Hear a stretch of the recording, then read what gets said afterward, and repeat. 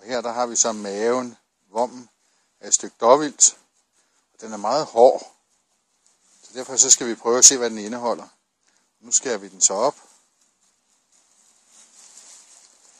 Prøv at gå lidt tættere på. Se hvad det der kommer ud der. Se nu, vender vi den lige op. Prøv lige at holde det op en gang, Andreas. Sådan du.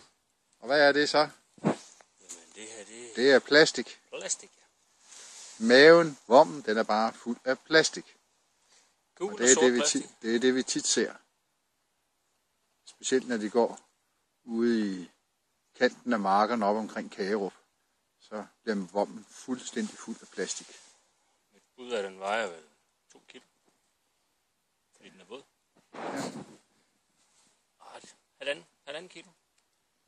Skal den nok veje? 1,5 kilo ren plastik. Der bare det er jo mange stykker, og de er simpelthen bare knudret fuldstændig sammen til en stor, væmmelig knude.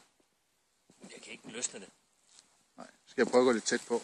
Jeg tror, det er svært at se med det lidt lys, der er. Men du kan heller ikke, skære det fra hinanden.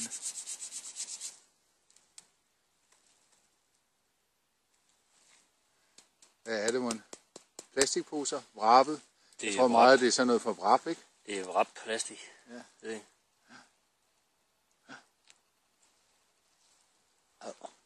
Adder, ja. Så, jeg tror,